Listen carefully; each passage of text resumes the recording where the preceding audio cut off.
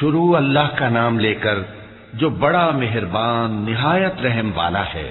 اے پیغمبر صلی اللہ علیہ وآلہ وسلم، جو عورت تم سے اپنے شوہر کے بارے میں بحث و جدال کرتی اور اللہ سے شکایت رنج و ملال کرتی تھی، اللہ نے اس کی التجا سن لی اور اللہ تم دونوں کی گفتگو سن رہا تھا۔ کچھ شک نہیں کہ اللہ سنتا ہے، دیکھتا ہے۔ جو لوگ تم میں سے اپنی عورتوں کو ماں کہہ دیتے ہیں وہ ان کی مائیں نہیں ہو جاتی، ان کی مائیں تو وہی ہیں جن کے بطن سے وہ پیدا ہوئے۔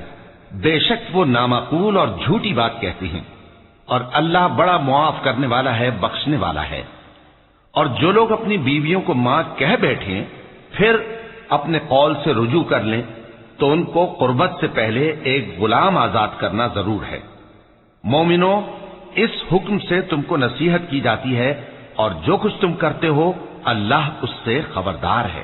اب جس کو غلام نہ ملے وہ قربت سے پہلے لگاتار 2 مہینے کے روزے رکھے، پھر جس کو اس کا بھی مقدور نہ ہو اسے 60 محتاجوں کو کھانا کھلانا چاہیے۔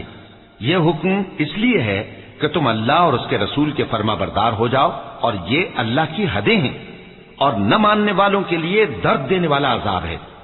جو لوگ اللہ اور اس کے رسول کی مخالفت کرتے ہیں وہ اسی طرح ذلیل کیے جائیں گے جس طرح ان سے پہلے لوگ ذلیل کیے گئے تھے، اور ہم نے صاف صاف آیتیں نازل کر دی ہیں، اور جو نہیں مانتے ان کو ذلت کا عذاب ہوگا۔ جس دن اللہ ان سب کو جلا اٹھائے گا تو جو کام وہ کرتے رہے ان کو جتائے گا۔ اللہ نے وہ سب کام لکھوا رکھے ہیں اور یہ ان کو بھول گئے ہیں، اور اللہ ہر چیز سے واقف ہے۔ کیا تم کو معلوم نہیں کہ جو کچھ آسمانوں میں ہے اور جو کچھ زمین میں ہے اللہ کو سب معلوم ہے؟ کسی جگہ 3 شخصوں کی سرگوشی ہوتی ہے تو اللہ ان میں چوتھا ہوتا ہے، اور جہاں 5 آدمیوں کی سرگوشی ہو تو وہ ان میں چھٹا ہوتا ہے، اور نہ اس سے کم یا زیادہ مگر وہ ان کے ساتھ ہوتا ہے، خواہ وہ کہیں ہو۔ پھر جو کام یہ کرتے رہے ہیں قیامت کے دن اللہ سب ان کو بتائے گا۔ بے شک اللہ ہر چیز سے واقف ہے۔ اے پیغمبر صلی اللہ علیہ وآلہ وسلم، کیا تم نے ان لوگوں کو نہیں دیکھا جن کو سرگوشیاں کرنے سے منع کیا گیا تھا، پھر جس کام سے منع کیا گیا تھا وہی پھر کرنے لگے؟ اور یہ تو گناہ اور ظلم اور پیغمبر صلی اللہ علیہ وآلہ وسلم کی نافرمانی کی سرگوشیاں کرتے ہیں، اور جب تمہارے پاس آتے ہیں تو اللہ تعالیٰ کے بتائے ہوئے الفاظ کے بجائے دوسرے الفاظ میں تمہیں دعا دیتے ہیں، اور اپنے دل میں کہتے ہیں کہ اگر یہ واقعی پیغمبر ہیں تو جو کچھ ہم کہتے ہیں اللہ ہمیں اس کی سزا کیوں نہیں دیتا؟ اے پیغمبر صلی اللہ علیہ وآلہ وسلم، ان کو دوزخ ہی کی سزا کافی ہے، یہ اسی میں داخل ہوں گے اور وہ بری جگہ ہے۔ مومنو، جب تم آپس میں سرگوشیاں کرنے لگو تو گناہ اور زیادتی اور پیغمبر کی نافرمانی کی باتیں نہ کرنا، بلکہ نیکوکاری اور پرہیزگاری کی باتیں کرنا، اور اللہ سے جس کے سامنے جمع کیے جاؤ گے ڈرتے رہنا۔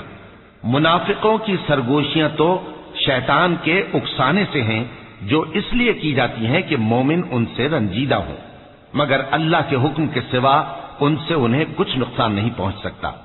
تو مومنوں کو چاہیے کہ اللہ ہی پر بھروسہ رکھیں۔ مومنوں، جب تم سے کہا جائے کہ مجلس میں کھل کر بیٹھو تو کھل کر بیٹھا کرو، اللہ تم کو کشادگی بخشے گا، اور جب کہا جائے کہ اٹھ کھڑے ہو تو اٹھ کھڑے ہوا کرو۔ جو لوگ تم میں سے ایمان لائے ہیں اور جن کو علم عطا کیا گیا ہے اللہ ان کے درجے بلند کرے گا، اور اللہ تمہارے سب کاموں سے واقف ہے۔ مومنوں، جب تم پیغمبر کے کان میں کوئی بات کہو تو بات کہنے سے پہلے مساکین کو کچھ خیرات کر دیا کرو، یہ تمہارے لیے بہت بہتر اور پاکیزگی کی بات ہے، اور اگر خیرات تم کو میسر نہ آئے تو اللہ بخشنے والا مہربان ہے۔ کیا تم اس سے کہ پیغمبر کے کان میں کوئی بات کہنے سے پہلے خیرات کرو ڈر گئے؟ پھر جب تم نے ایسا نہ کیا اور اللہ نے تمہیں معاف کر دیا تو نماز قائم کرتے رہو اور زکوٰۃ دیتے رہو، اور اللہ اور اس کے رسول صلی اللہ علیہ وآلہ وسلم کی فرما برداری کرتے رہو، اور جو کچھ تم کرتے ہو اللہ اس سے خبردار ہے۔ بھلا تم نے ان لوگوں کو نہیں دیکھا جو ایسے لوگوں سے دوستی کرتے ہیں جن پر اللہ کا غضب ہوا؟ وہ نہ تم میں ہے نہ ان میں، اور جان بوجھ کر جھوٹی باتوں پر قسمیں کھاتے ہیں۔ اللہ نے ان کے لیے سخت عذاب تیار کر رکھا ہے۔ یہ جو کچھ کرتے ہیں یقیناً برا ہے۔ انہوں نے اپنی قسموں کو ڈھال بنا لیا ہے اور لوگوں کو اللہ کے رستے سے روک دیا ہے، سو ان کے لیے ذلت کا عذاب ہے۔ اللہ کے عذاب کے سامنے نہ تو ان کا مال ہی کچھ کام آئے گا اور نہ اولاد ہی کچھ فائدہ دے گی۔ یہ لوگ اہل دوزخ ہیں، اس میں ہمیشہ جلتے رہیں گے۔ جس دن اللہ ان سب کو جلا اٹھائے گا تو جس طرح تمہارے سامنے قسمیں کھاتے ہیں اسی طرح اس کے سامنے بھی قسمیں کھائیں گے اور خیال کریں گے کہ ایسا کرنے سے کام چل جائے گا۔ سنو، یہی تو ہیں جھوٹے۔ شیطان نے ان کو قابو میں کر لیا ہے اور اللہ کی یاد ان کو بھلا دی ہے۔ یہ لوگ شیطان کا ٹولہ ہے، اور سن رکھو کہ شیطان کا ٹولہ ہی نقصان اٹھانے والا ہے۔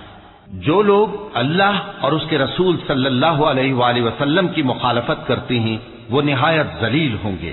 اللہ نے یہ بات لکھ دی ہے کہ میں اور میرے پیغمبر ضرور غالب رہیں گے۔ بے شک اللہ زور آور ہے، صاحب اقتدار ہے۔ جو لوگ اللہ پر اور روز قیامت پر ایمان رکھتے ہیں تم ان کو اللہ اور اس کے رسول صلی اللہ علیہ وآلہ وسلم کے دشمنوں سے دوستی کرتے ہوئے نہ دیکھو گے، خواہ وہ ان کے باپ یا بیٹے یا بھائی یا خاندان ہی کے لوگ ہوں۔ یہ وہ لوگ ہیں جن کے دلوں میں اللہ نے ایمان کو نقش کر دیا ہے اور اپنے فیض سے ان کی مدد کی ہے، اور وہ ان کو بہشتوں میں جن کے نیچے نہریں بہ رہی ہیں داخل کرے گا، جن میں وہ ہمیشہ رہیں گے۔ اللہ ان سے خوش اور وہ اللہ سے خوش۔ یہی لوگ اللہ کی جماعت والے ہیں۔ سن رکھو کہ اللہ کی جماعت والے ہی کامیاب ہوں گے۔